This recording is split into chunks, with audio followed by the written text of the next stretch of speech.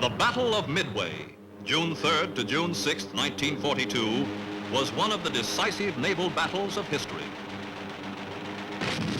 The engagement was decided entirely by air power, with no surface gun action.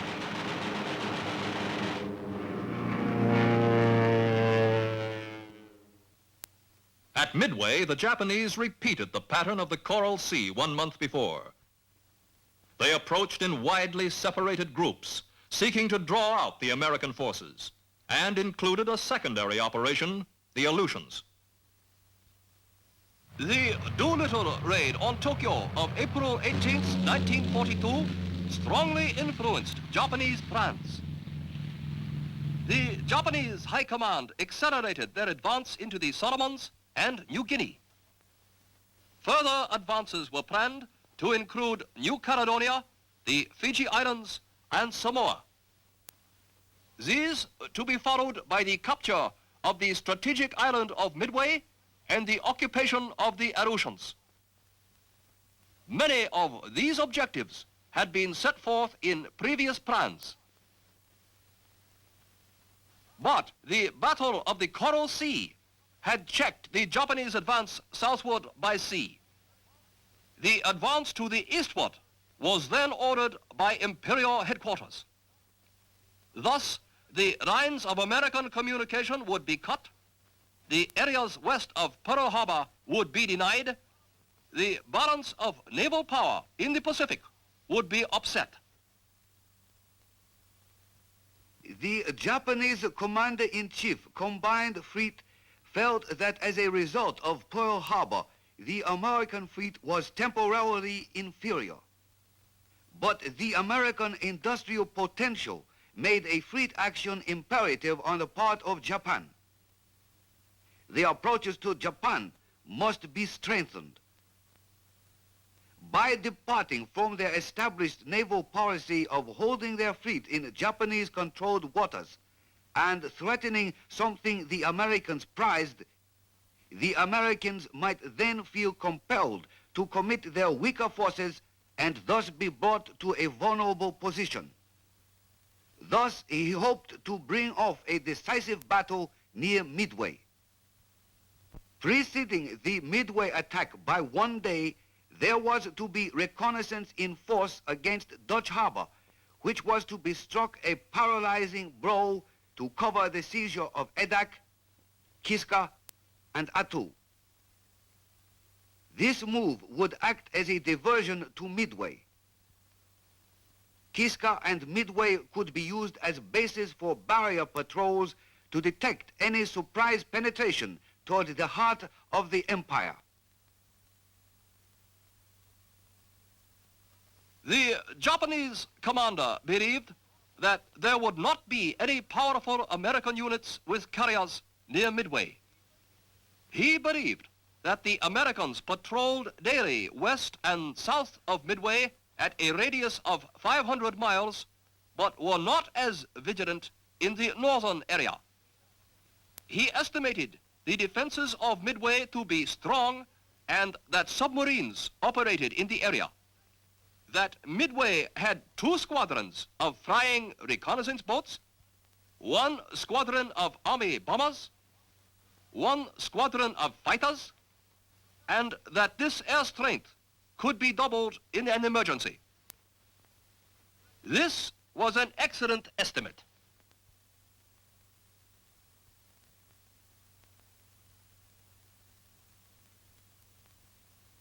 Here is the Japanese commander's estimate of the American surface units in the Hawaiian area. He estimated 2 to 3 carriers. Actually, there were 3. He also estimated 2 to 3 special carriers and 2 battleships, but there were none in the Hawaiian area. He estimated 4 to 5 heavy cruisers, when actually there were 7. 3 to 4 light cruisers, there was only 1, and 4 very light cruisers, of which none were present. His estimate of 30 destroyers was correct, but at the time of the battle, only 14 were in the Midway area. his estimate of 25 submarines was correct.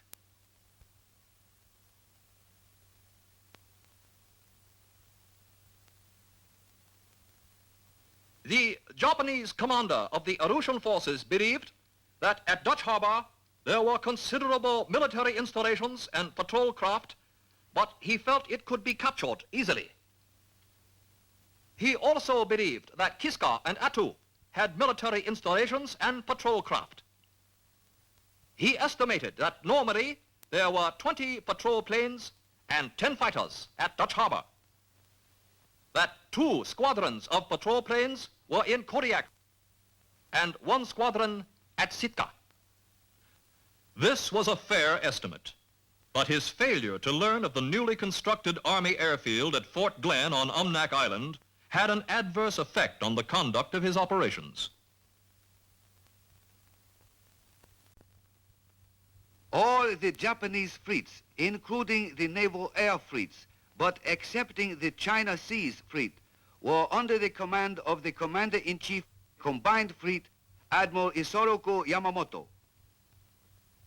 For the Midway operation, the Combined Fleet was organized into 6 coordinate task forces: Mobile Force, Main Force, Midway Occupation Force, Northern Force, Base Air Force, and the Submarine Force.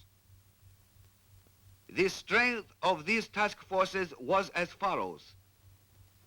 The Mobile Force consisted of 4 first-line carriers: the Kaga, Akagi, Soryu, and Hiryu, carrying a total of 234 aircraft.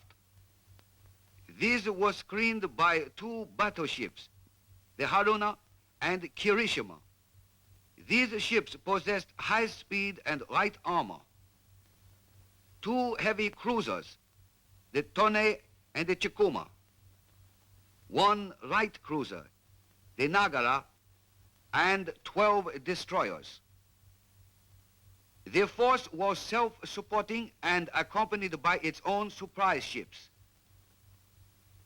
This powerful offensive weapon was designed to meet any American threat. But in spite of the lesson of the Coral Sea, the Japanese did not feel the need of more ships for anti-aircraft fire.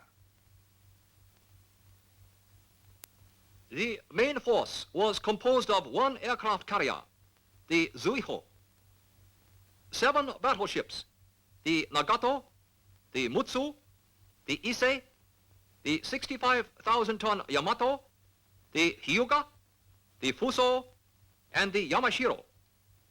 3 light cruisers, the Kitagami, the Oi, and the Sendai. 15 destroyers, and 4 supply ships. This powerful surface force should have been able to defeat the Americans if it had moved against them. The Midway Occupation Force consisted of 5 groups. The 2nd Fleet Group, 2 battleships, the Kongo and the Hiei. 4 heavy cruisers, the Atago, Chokai, Haguro, and Miyoko. 1 light cruiser, the Yuri, 7 destroyers, and 3 supply ships. The transport group totaled 13 transports and supply ships, and a close screen with the light cruiser Jinsu, 11 destroyers, and 3 patrol boats. The close support group, 4 heavy cruisers, the Kumano, Suzuya, Mogami, and Mikuma, screened by 4 destroyers. The seaplane tender group and the minesweeper group. The northern force, designed to capture certain Aleutian islands, was composed of 3 groups. The 2nd Mobile Task Group, the carrier Ryujo and the carrier Junyo. 2 heavy cruisers, the Takao and the Maya. 3 destroyers and an oiler. the Kiska Occupation Group. 2 light cruisers, the Kiso and the Tama. 5 destroyers. 2 auxiliary cruisers. 2 transports. 3 gunboats. And 8 sub-chasers. The Adak Atu Occupation Group. A light cruiser, the Abukuma. 5 destroyers. A transport. A mine rayer. And 1 auxiliary seaplane carrier. The Japanese forces proceeded toward their destination more or less independently. The Mobile force left Hiroshima Bay May 26. At a point 450 miles southeast of Tokyo, it rendezvoused with its supply units.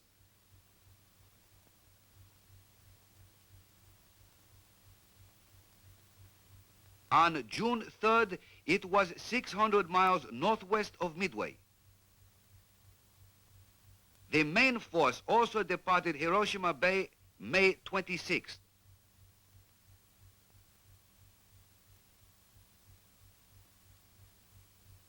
On June 3rd, the main force divided into 2 groups.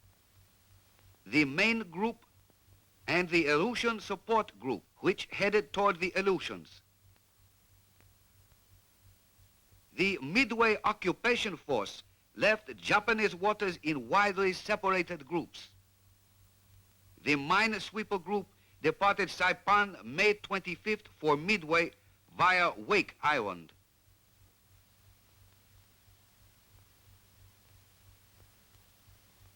The Transport Group, the Seaplane Tender Group, and the Coast Support Group left Saipan May 27th and 28th.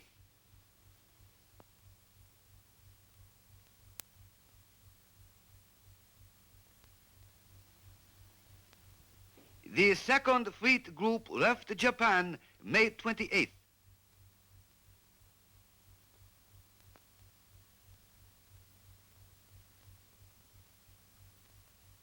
This group took position on the left flank of the transport group, seldom closer than 50 miles. The northern force left Japanese waters in 3 separate groups. The Second Mobile Task Group left Honshu Bay May 25th and headed for a point 400 miles from Dutch Harbor.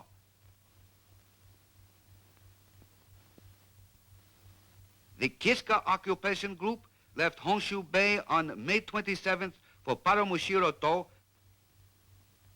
and from there departed for Kiska Island on June 1st. The Adak Atu Occupation Group left Honshu Bay on May 28th for the Aleutian waters.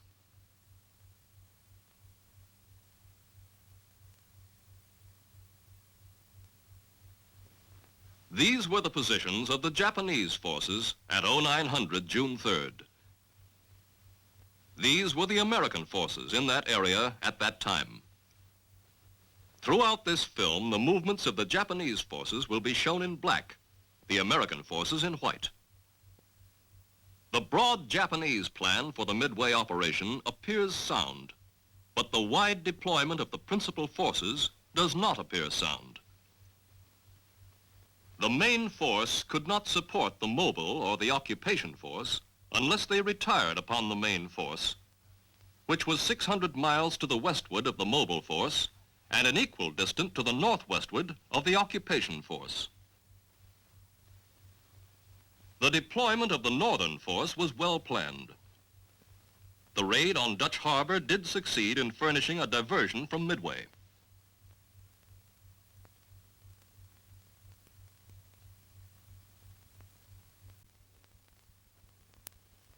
Admiral Chester W. Nimitz, Commander-in-Chief of the U.S. Pacific Fleet, SINCPAC, was directed on April 3rd to assume command of all the armed forces in the Pacific Ocean area. Early in May, intelligence reached SINCPAC that caused him to believe the Japanese planned an invasion thrust at Midway and the Aleutians early in June. This information was remarkably complete. SINCPAC not only considered that he knew of the projected operations, but also he had quite comprehensive information of the strength of Japanese forces involved, their general direction of approach, and the approximate date on which each phase of the operation was to be launched. From this information, SINCPAC was able to make this estimate of the Japanese combatant ships to be used in the Midway action. Let us compare this estimate with the number of Japanese ships that were actually present. The estimate of carriers, heavy cruisers, and submarines was reasonably correct. But his estimate of the number of Japanese battleships, light cruisers, and destroyers was seriously in error.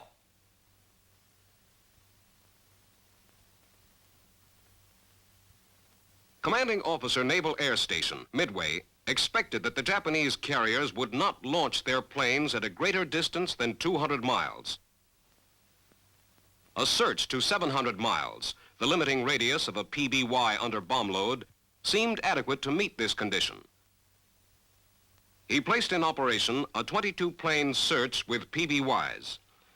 These searches were augmented by an 800-mile search from Oahu and a 700-mile search from Johnston Island to cover probable approaches to Pearl Harbor. Commanding Officer Naval Air Station, Midway, also knew that ordinarily an area of reduced visibility could be expected about 300 to 400 miles to the northwest of Midway.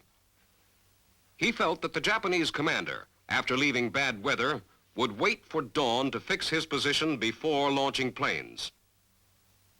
Since dawn was about 04:15, the Japanese might be expected to strike Midway at 0600. The Japanese actually struck at 0630, June 4th. SINCPAC's commander in Aleutian waters had received intelligence on May 28th that the Japanese had one task group earmarked for the capture of Kiska and another for Attu. But he feared that this information was a deception to draw the American naval forces westward so the Japanese could move in behind them. He estimated that the most probable area of a Japanese landing would be the Umnak Dutch Harbor Cold Bay area, and decided to defend this area. His freedom of action was apparently seriously affected, as he was forced to rely upon land-based aircraft for the essential protection of his ships. The number of his airplanes was limited. Also, there were no airfields west of Fort Glenn. In addition, the distances between his naval surface forces and the bases from which his supporting aircraft operated, plus the almost total lack of darkness in a military sense, which darkness affected his ability to move without detection, all complicated his problem. His overall plan for the defense of Alaska appears sound, but his means available were not adequate. The sending of surface forces to the Aleutians was a difficult decision. SINCPAC believed Midway was the primary objective, and here he should maintain strength. But the Aleutians were the gateway to Alaska. If seized, American morale would suffer. Corregidor had fallen only 3 weeks before.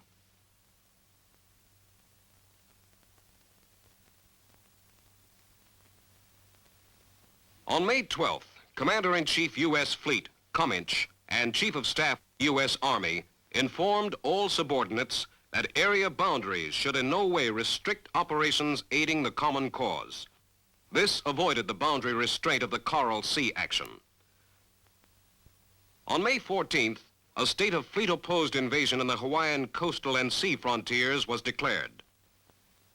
The principal responsibility to oppose the invasion was given to the Navy, with unity of command in SINCPAC. On May 21st, Cominch declared a prospective state of fleet-opposed invasion in the Aleutians. At the same time, SINCPAC formed Task Force 8, the Northern Pacific Force, under command of Rear Admiral Robert A. Theobald, U.S. Navy, to oppose advance of the enemy in the Aleutian-Alaskan area. Commander Task Force 8 designated the Naval Air Detachment, Alaskan-Aleutian area, as Task Group 8.1 under command of Captain L.E. Gehrys, U.S. Navy, and the 11th Air Force as the Air Striking Group, Task Group 8.3 under the command of Brigadier General S.B. Butler, U.S. Army. This was not in accordance with the Joint Chiefs of Staff directive that, in order to obtain unified air operations, Commander Alaskan Army Air was to command all Army and Navy air groups in Alaska. By this division of command, unity of command of all air forces in Alaska ceased to exist. Task Force 1, composed of the old battleships, was located at San Francisco. It took no active part in the battle. Commander Task Force 11, Rear Admiral Aubrey Fitch in the Chester, was anchored at San Diego June 3rd, arriving from Tonga June 1st. Task Group 11.1, the carrier Saratoga, the cruiser San Diego, and 4 destroyers were en route toward Pearl Harbor, commanded by Captain D.C. Ramsey, U.S. Navy, in the carrier Saratoga. Task Force 7, the submarine force, was divided into Task Group 7.1, the Midway patrol of 12 submarines. Task Group 7.2, the support patrol of 3 submarines. Task Group 7.3, the Oahu patrol of 4 submarines. Commander Task Force 7 was Rear Admiral Robert H. English, U.S. Navy. He stationed his submarines as indicated because SINCPAC's intelligence pointed to a Japanese attack through the northwest quadrant. Task Force 16, under the command of Rear Admiral Raymond A. Spruance, had been recently recalled to Pearl Harbor from the South Pacific area. Task Force 16 consisted of 2 first-line carriers, the Enterprise and Hornet, 5 heavy cruisers for screen, the Vincennes, New Orleans, Minneapolis, Pensacola, Northampton, 1 light cruiser, the Atlanta, and 9 destroyers, the Phelps, Balch, Ellett, Maury, Monaghan, Warden, Aylwin, Benham, and Cunningham. Task Force 17, under the command of Rear Admiral Frank Jack Fletcher, with the carrier Yorktown damaged in the Battle of the Coral Sea, arrived in Pearl Harbor May 27th.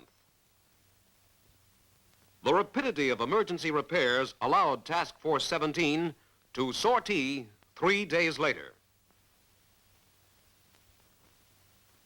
Task Force 17 had the Yorktown, a screen of 2 heavy cruisers, the Astoria and Portland, and 5 destroyers, the Russell, Hughes, Morris, Anderson, and Hammond.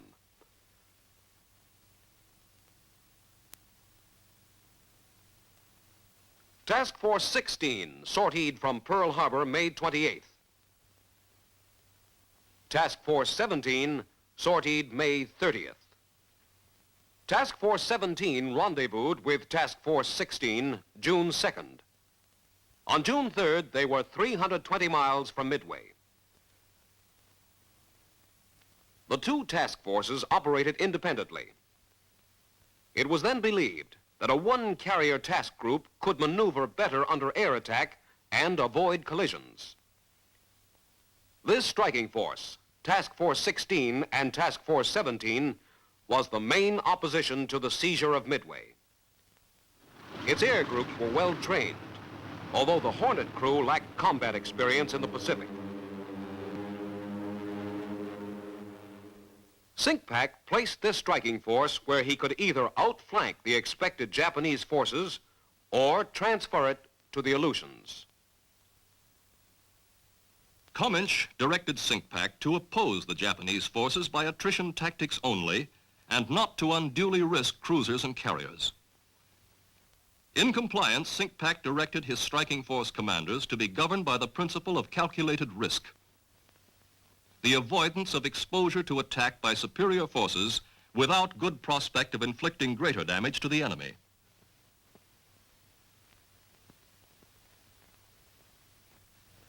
This completes the background for the actions at Midway and in the Aleutians.